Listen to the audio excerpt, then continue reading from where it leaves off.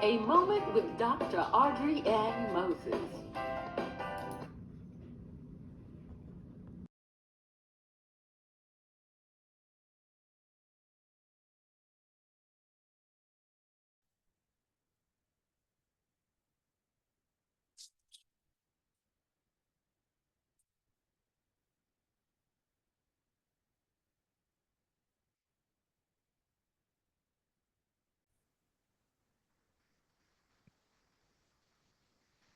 Hello, everybody. How you doing? This is Dr. AudreyAnn Moses, and this is A Moment with Dr. AudreyAnn. So, as you know, all month, the month of March, we have been celebrating National Reading Month. And again, I have some awesome authors and awesome sisters of mine online, and I want to get you so that you all can get to know them and love on them the way I do. So I'm gonna let them introduce themselves, and then we're gonna go in to talk about, how important it is to read. And then they are also going to tell you later on, they're going to tell you what they're doing, what their projects are, and how it would benefit you. So we're going to go ahead and get started. We'll start with Dr. Rhonda Lawson. Introduce yourself. Hi, everybody. My name is Dr. Rhonda Lawson. I am the owner of Meet the World Image Solutions, the founder of the Black History Month Literary Weekend, and I am the host of the Horizons Author Lounge and the co-host of Black Authors Matter TV. Mm-hmm. And you are a retired what? Oh, I am a retired Master Sergeant in the United States Army. I served for 23 years and 23 very proud years. Do I miss the Army? Not exactly, but do I regret it? Not at all. I love my time in the military, and it made me what and who I am today. Diana, are you there?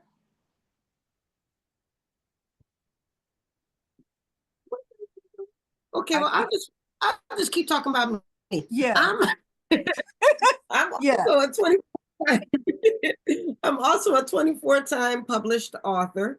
I have written. I'm sorry? I said 24. Yes. Yeah, I've written 6 books. I've contributed to 17, 18 anthologies. I've also been published in a number of magazines and newspapers. Not just stories about me, but stories that I've written. Actually, what I did in the Army was journalism. I ran the base newspapers. I wrote press releases. So I guess if you count those, I can't tell you how many times I've been published, Dr. AudreyAnn. 23 years worth. Yeah, there you go. Yes. So, Miss Diana, introduce yourself. Yes, hello everyone. I am Diana Riley. I am also an author, only 3 times, not as much as Dr. Rhonda. I also am a chef, so I have a cookbook. I am a publisher, and I also am a publishing consultant. I help get books published. I am a culinary teacher by trade. I teach high school culinary students, and I also am a culinary lifestyle strategist where I help women get their families together and also nourish their own bodies, their own minds, and their own soul so that they can be something for themselves, so that they can pour out into their families. After all of that, I will say, do you want us to share what we're starting later or now, or just introduce myself? Well, you can start now. Okay, so I have rebranded from being a catering chef. So now I'm in the background and I teach other chefs how to put themselves to front and center. So I teach food safety classes, not only do I teach food safety classes, I also consult chefs in starting up their own businesses. So that's what I'm doing now. I'm behind the stove now, not in front of the stove. Mm. I Well, love I'm that. telling you what, I enjoyed her in front of the stove. So, Too. Because Dr. Audrey and Chef Diana came to my house, what was that, last year, I believe? yes, yes. Well, That He was food was there. delicious. okay, wait. I was talking about actually the year before when she cooked Ah, for the Congressional Black Caucus, and she yeah. Oh, that place, and she had to prepare her food because she was going to do a cooking demonstration Yes. CBC, and we got to eat all of that food that she couldn't yeah. take up on the Sure plane. did. Mhm. She is a phenomenal chef. I'm telling you. Yes. Yeah. Thank So, you so so much. I'm hoping if I'm gonna be somewhere, she's gonna be there cooking. I hope. Yeah, so I didn't stop cooking. I just don't cook as much as only exclusive events. So yeah, I don't do big events. It's not Right, my main focus right, now. You're Yeah. not going to be my chef when I take the Black History Month Literary Weekend to New Orleans? When? Dr. Rhonda, you Okay, know I do anything for you, but we still gonna talk about it. I will help you. I might even, you know what? We got to talk because I might could talk my son into coming and helping you because he's a chef and he's Yeah. never been to New Orleans. Oh, that would be a good opportunity for him. Yeah. I'm only teasing Chef Diana. We're actually going to be doing it at a restaurant, so we can just sit down and be cute. We won't have, And eat, yes, drink, and be merry. But still, she's gonna fix us breakfast there you with go. some beignets. That's my We want favorite. all of that. We want. Yes. So, so what? Okay, so tell me, Dr. Rhonda, what kind of projects and things do you have going on now? Well, great question. So we just finished the Black History Month Literary Weekend. That was the 9th annual event. It was phenomenal. We actually were over capacity for the kickoff event, which was at a Black-owned winery in DC called Urban Grape DC. And then we had about 150 people turn out for our Barnes and Noble event. And we visited 2 middle schools. And then we had a phenomenal jazz brunch. It was beautiful. I mean, the band brought it. I mean, I'm talking, this was a full band with backup singers and a lead singer. We don't do background music. Right, We perform. right. Yeah, So I was like, yeah, okay, I have to put room on the schedule for y'all to perform. yes. So, so that was a great event. We were able to donate 100 books to Books Breaking Borders, which is our community service partner here in DC. So I want to be able to continue that. So now that we're in the month of March, I'm promoting female authors. So for Women's History Month. So that's our big promotion this year. And I'm also working on ghostwriting a book for a law enforcement professional. And I'm really looking forward to getting that one done. And I will be publishing another client who has written a really, really powerful, well, I don't even know what to call it because it's kind of part memoir and it's part what's the word? Not the I'm having a brain fart. Is it fiction? It's part fiction, The nonfiction, but nonfiction. devotional is what I'm trying to say. It's a part memoir and it's a part devotional. And Oh, okay. Devotional. yeah, Yeah. she really, really stripped down in this book. So I think that anybody who reads this story is going to be touched by it. So Yeah. I'm gonna be contacting you, Chef Diana, because we work together on the publishing front. Yeah. So we'll be getting her out there hopefully in the next couple of months. So Oh, that's awesome. yeah, so there's a lot going on, but it's really all about supporting authors. They're helping new authors to get published and tell their stories. And then if you're an established author, you already have a book and you need assistance with getting publicity for your books, we do that as well. And we've also started a couple of partnerships with Medium as well as Newsbreak. So we actually are publishing articles about these authors to help them to increase their platforms so more people will know about the great work that they're doing. Yeah, that's awesome. That's awesome. Yes, it is. So I have questions. Uh-oh. As publishers and promoters, what do you find to be the most other than just the editing, what do you find? I'm trying to find the I think I right know word. where you're going. I think I know where you're going, Dr. Audrey. Yeah. Yeah. Well, tell me where I'm going. Well, I think in my case, because I have a love affair with the written word.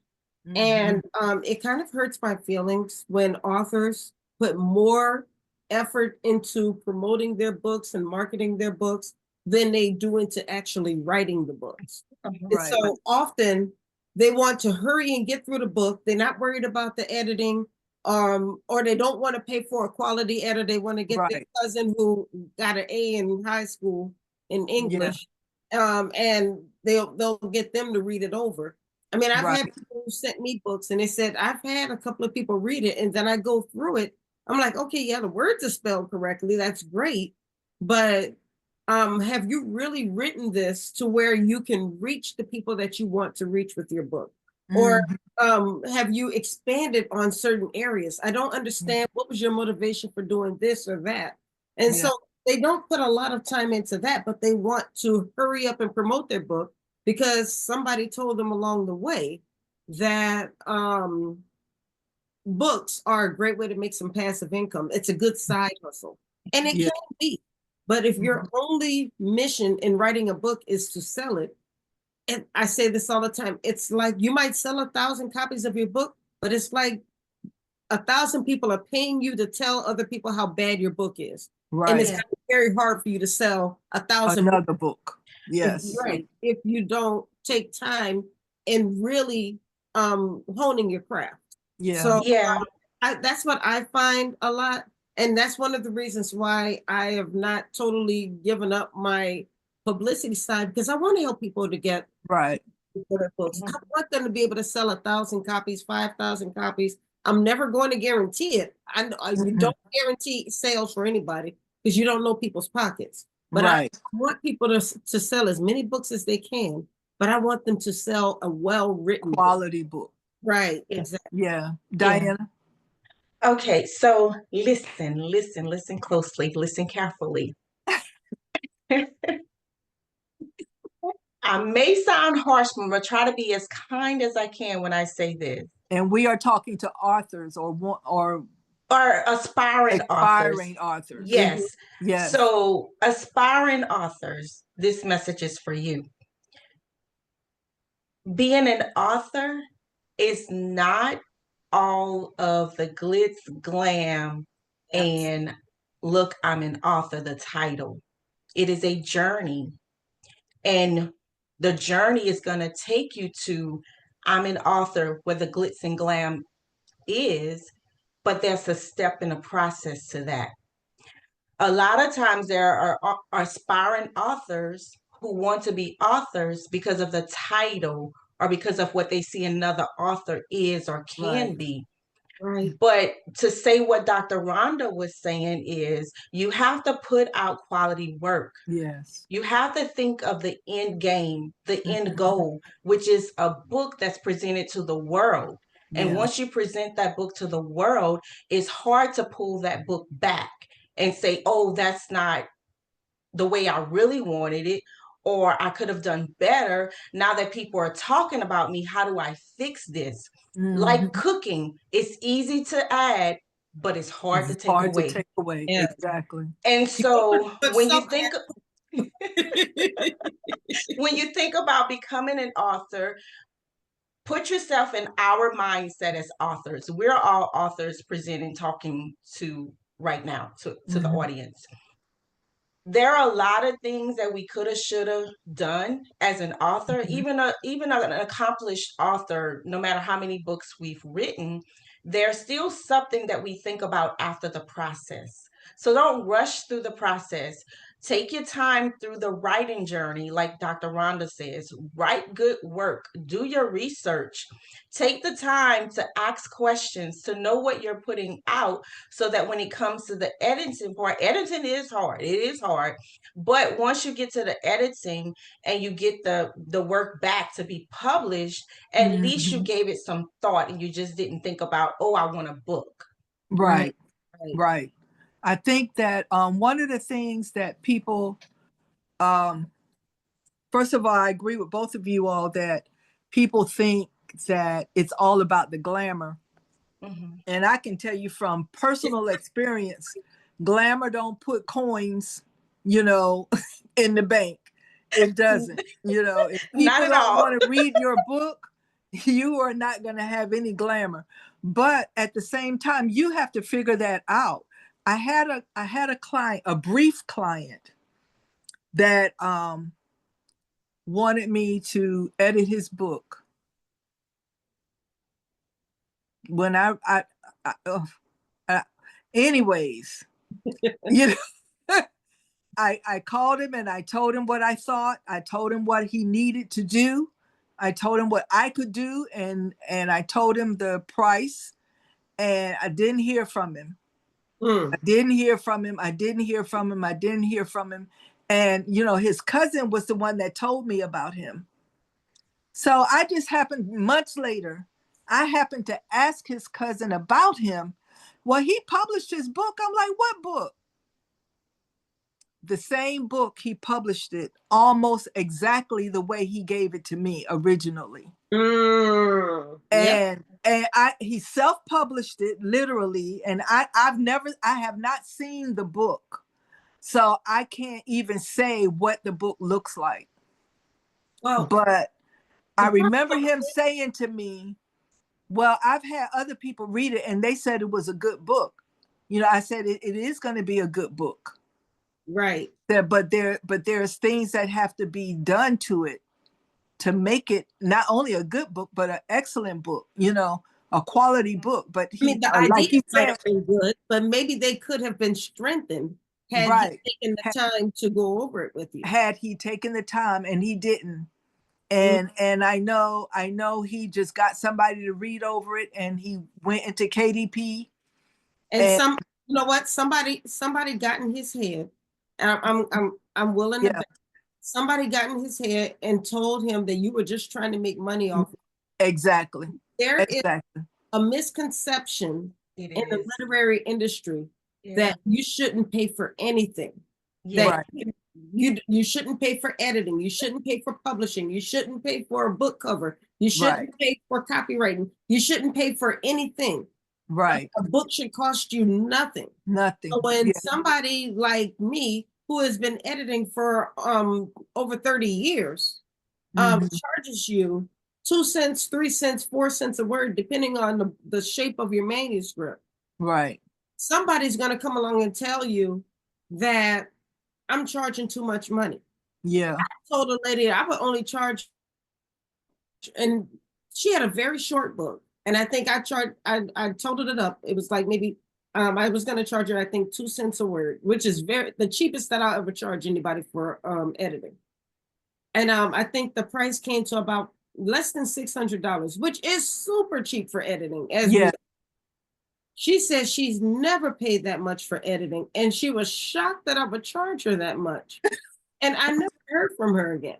yeah, And yeah, you might be able to find somebody to do it cheaper, but what I'm not going to do, and I yeah, did this before in the past, when I first got into this business, I was charging pennies for what I right, was doing for people because I thought it would help me to build my clientele. I thought that people could have an opportunity to see what I could do for them, and then I would just charge them more later. And even the mhm, price I was going to charge later wasn't even that high. And right, what I found was that when that contract was over, they didn't come back because I was doing great work for them. They just didn't come back like, oh, I'm not gonna pay her more than a couple of $100. yeah, They weren't, it's not that they weren't satisfied, but they weren't thankful for what right, what was being done for them. right. And So I can't do that anymore. right. So when when a book is out there that is not a quality book, how can you how do you think it affects the reader? You know, what if you have someone that a teenager, a new reader, and then that reader gets a hold of a book that is not quality work? How does that affect their desire to continue to read? They most likely won't read. Mm-hmm. They're gonna base their opinion and their perception off of the book that they have in front of them. And we always say, people, judge a book by its cover, or don't judge a book by its cover. But the cover is the first thing you see. And if you have this cover that attracted me and I open the book and I start reading, I'm gonna go back to the cover and like, wait, what am I reading? What is this? And so back once again, quality. And to Dr. Rhonda's point about prices and the cost, that's another thing. You want to be an author. I applaud anybody who wants to be an author. Come over into our world. It's good over here. However, it's gonna cost to be here. It's gonna cost. I actually published. I'm sorry, what you say, Dr. Rhonda? I was just gonna say, I'm gonna tell you the little bit that I was charging people when I first started doing this. When they paid me, it wasn't even enough to pay a couple of bills. I paid those couple of bills, and it was like I was working for free because I didn't have any other money coming in. Yeah, your price needs to increase. That is basically slave wages. And if you really break it down, it's like you wouldn't work at McDonald's for less than $15 an hour, but you're wanting to pay somebody $100 a month or $200 a month for something. And when you break that down to the amount of hours that you're putting in for that couple of $100, you're working for pennies. Or for nothing. You might as well go and get a job at McDonald's because you'll get paid more that way. Right. And the cost to become an author is just like the cost to become an entrepreneur. You have to spend money to make money. You're going to spend money on something that you're going to have a lifetime.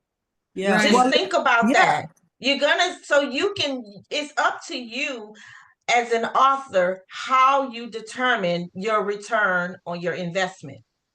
So think about it that way. If I'm going to spend $10,000 to get my book out, that means I need to make sure that it's quality enough to where when I'm ready to sell this book, I can make double that in the first year because I'm going to put out a good book to make that. You have to change your mindset around this. You can't think low when you want to become an author. We cannot even think low as an author right now. We have books that we should be promoting and selling because we did the work.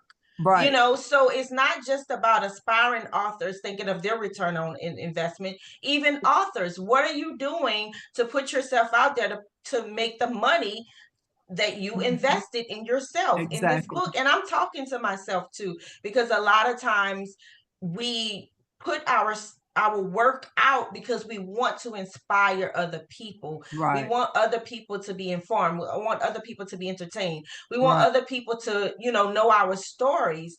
And that's the most that we care about. Sometimes we don't care about how many books are we going to be sold. I used to have that mindset. Well, if my book reached one person and one person got a message and it inspired them, well, I'm okay. But really now my mindset elevated now, like, okay, I'm not okay. And because it's I know my book should be out there making more money. And it's a continuous thing. You were saying about it's like it's like an entrepreneur, but we are entrepreneurs. And whenever I talk to authors or aspiring authors, that's what I tell them. I said, this is your business.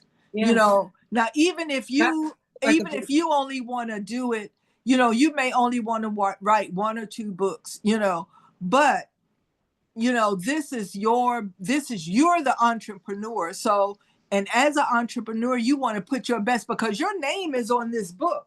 It's like, oh, don't let me fall. So, this is my book. My name is on this book. Yes. And so if my name is on the book, but the inside of this book is garbage, why would anybody want to buy another book with my name on it? You're right. Yeah. So we have to just make sure that we are doing quality work. And in this particular segment, we are talking to aspiring authors and authors, so, and another thing is, my friend told me that, and you all have heard this story, my friend told me, how do I know if people want to read my words if I don't put my words out there for them to read? So as authors that coach other authors, how do you encourage people to not be afraid to put their book out there, for others to read?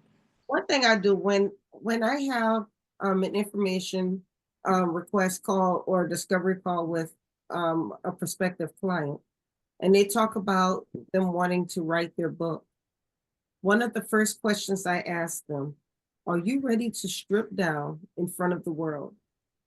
Are you ready to be judged by people who don't know you? And then I also ask them, have you talked with your family? Because your family has to read your book. Are you ready for them to see the truths that you're putting in this book? Yeah. Sometimes especially if it's a memoir. Exactly. Yeah. Sometimes they're ready for that, and sometimes they're not. Right. But, even if it's not a memoir, you're still stripping down for the world. Yeah. Exactly. I have a journalism background. I was a military journalist, and I wrote newspaper articles every week. And a lot of people knew my name because they saw my work, but they hadn't seen my face. So I say that to say is people are going to see your work and they're going to judge you based on your work, and they'll have never met you. Exactly. So when you look at it that way, you always want to make sure you're putting out your best work, putting your best foot forward.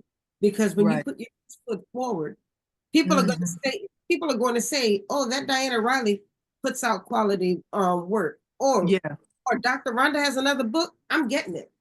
Some of my authors, I don't need to know what the book is about. I know that they wrote another book, and I'm going to get it. Exactly. That's what you want to be as an author. You want to be able to build that fan base that already knows that if you wrote it, it's already going to be good. Right. Right. Yeah. And authors are writers. I know I am naturally a writer.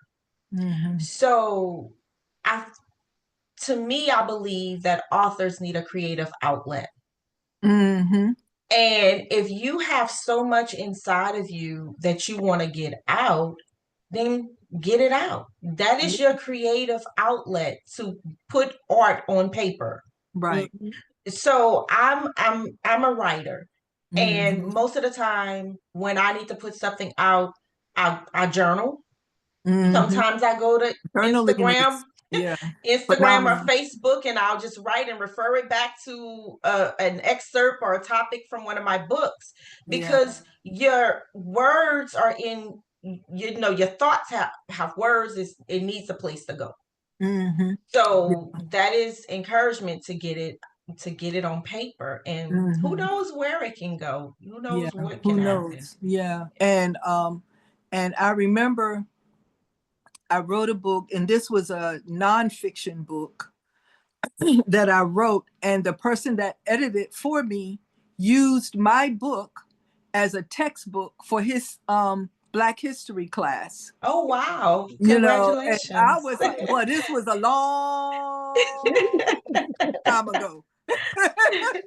But the book's not in print now. I keep thinking about putting it back in print, but it's not in print now. But yes, so I agree with you, Diana. You never know where that book is going to end up. So but we have to not be afraid to put ourselves out there, because that's what writers are all about. You know, musicians, artists, anybody in the art world, that's what it's all about. It's about not being afraid to put yourself out there. You know, so you write your book and you get it edited properly, and you make sure, you know, I tell you what, I am obsessive compulsive when it comes to a lot of things, but but my books especially, because as I write my books, I'm proofing it. I'm going back and making sure the word structure is right. I'm going back and making sure that the language is correct for the time period that I'm writing the book in. And, you know, the scenes are correct and everything. So I'm going back and I'm going back. So by the time I present my book to the proofreader, I've already proofed it like 3 or 4 times.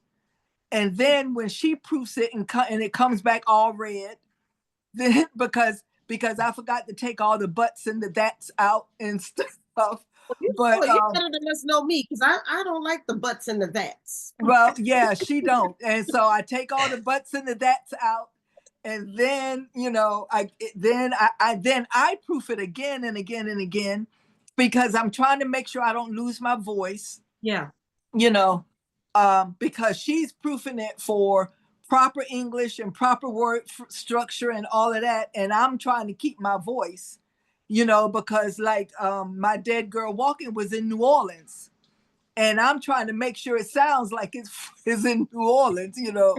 So this book is about sailors. So I'm trying to make sure it continues to sound, you know, like it's about people that are in the Navy, you know. So you're making so many good points. First of all, an author should read his or her own work before ever sending it to the editor. You know, because first of all, it saves money, because if an author or if an editor charges by the word, you're going to wind up paying a whole lot of money because you didn't read your book first and get all the jokes. Right. And then take some of that stuff out to be redone. And then read it again after the editor has sent back the edits. Yeah. Because sometimes, especially if you're using track changes, you might make a change or an edit that will lead to another mistake. And if all you do is just accept the changes and say, okay, my book should be good, you're going to wind up it's going to be in trouble.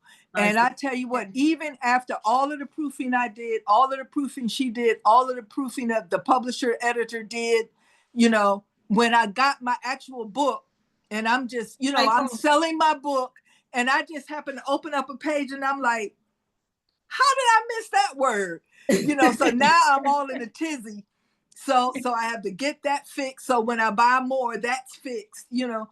So we're not saying that after you do all of that, you're not going to find a misspelled word, you know. And it happens. And is going to be spelled N-A-D, you know, or something. But, you know, you are. But the thing is, H-E-T. Yeah. So, yeah. And you want to put your best effort in it, whether it's your first book or your 200th book. It doesn't matter. You know, you want to put your best effort in every single book that you write, because those books represent you. And when you're dead and gone, your books are going to still be out there representing you. Amen. You know, and your family is going to be able to say, you know, my mom, my dad was an author, you know, and these are some of her books. And, you know, so you want to make sure that legacy, this part of your legacy, continues in a positive way. And, and if, I don't know how many, one of the things I like about self-publishing is that you can change your deadline anytime you want.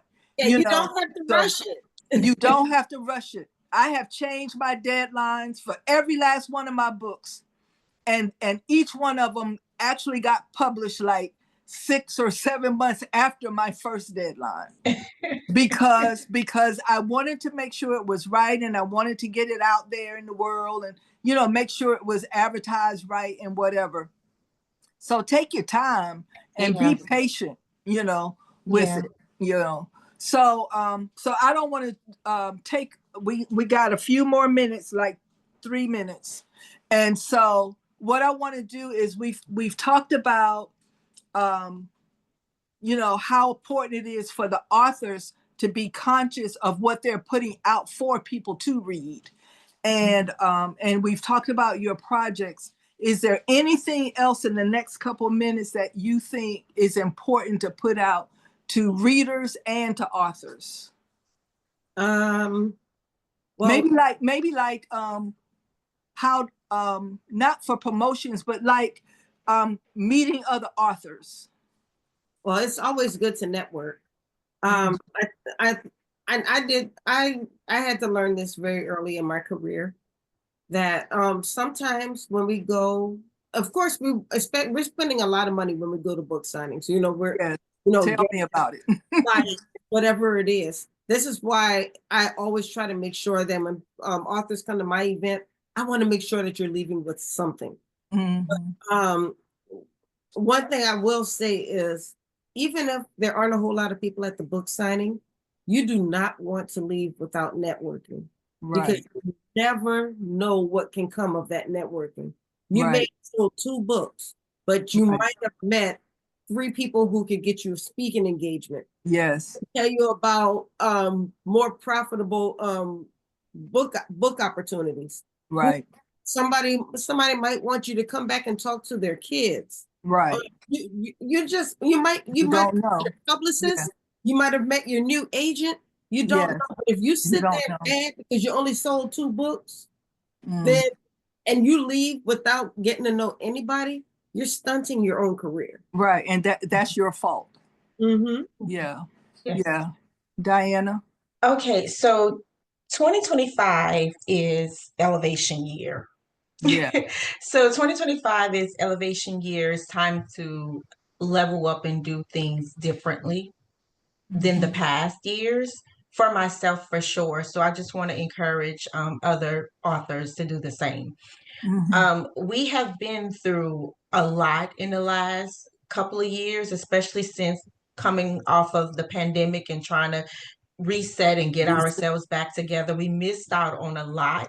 Yeah. And we're finally getting to a point to where we can meet and have events, but it's going to take a while to get back to where we want to be. Mhm. So I want to say to authors, connect with your readers.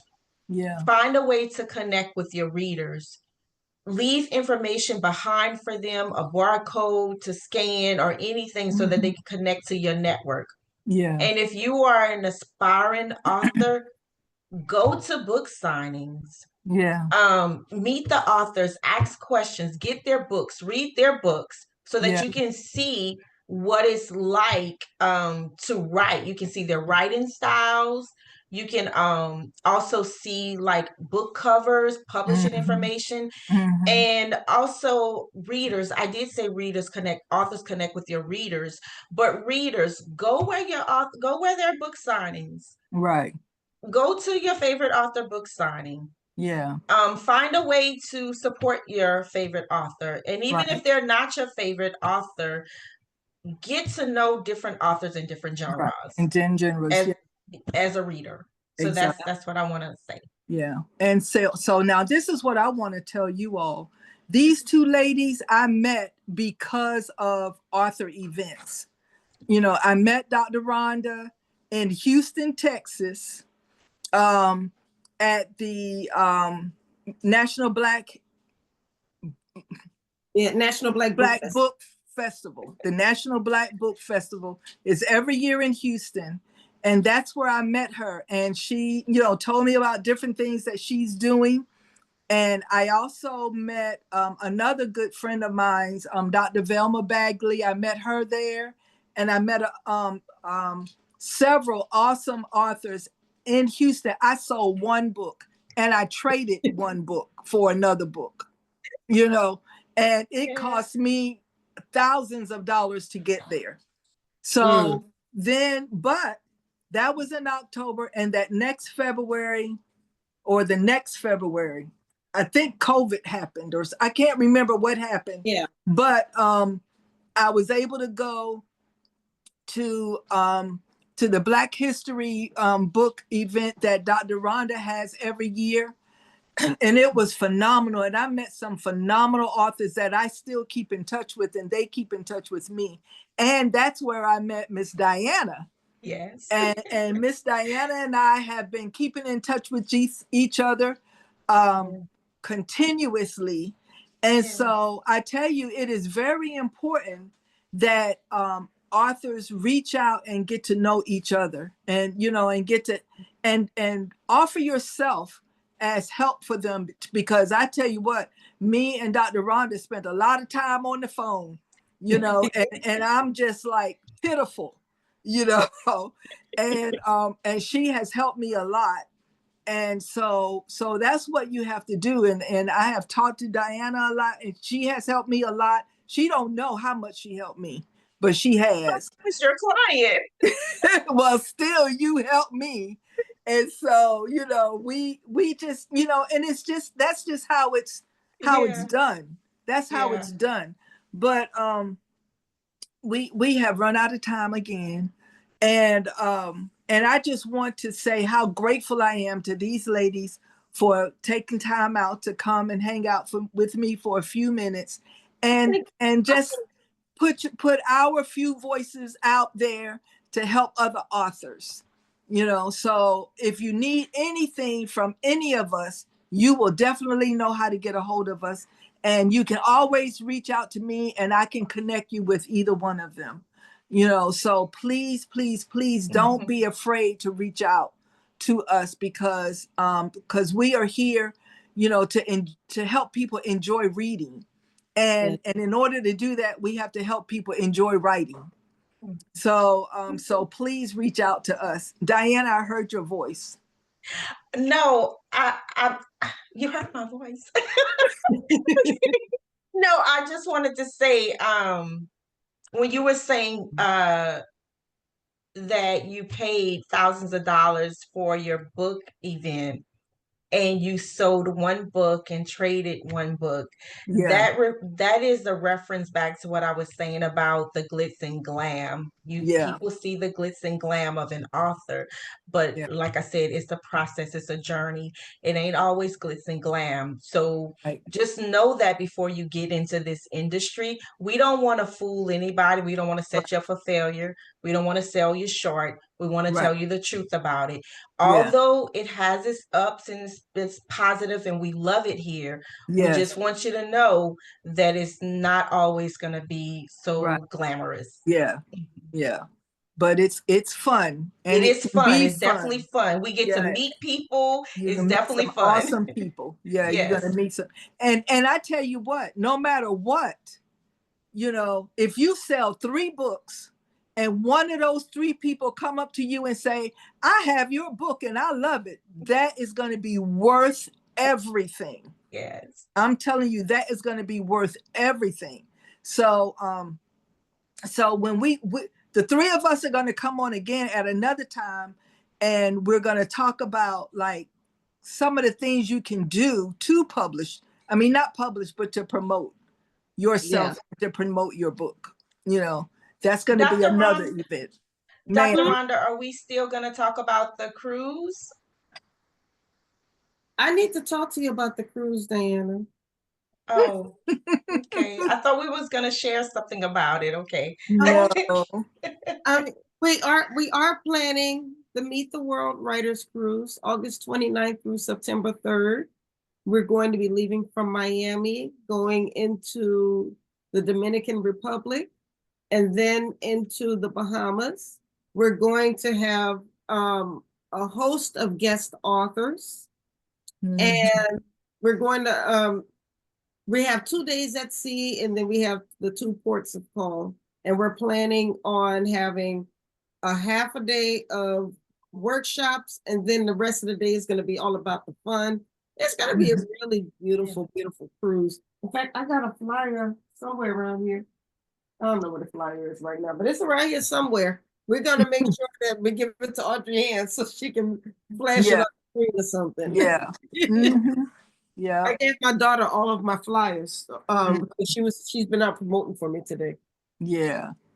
So, but as you can see, there are a lot of things going on that's going to be fun for you as an author. Yeah. That will not only help you to meet others, but help you to get a little bit of education along with it. So, yeah, there it is. Oh.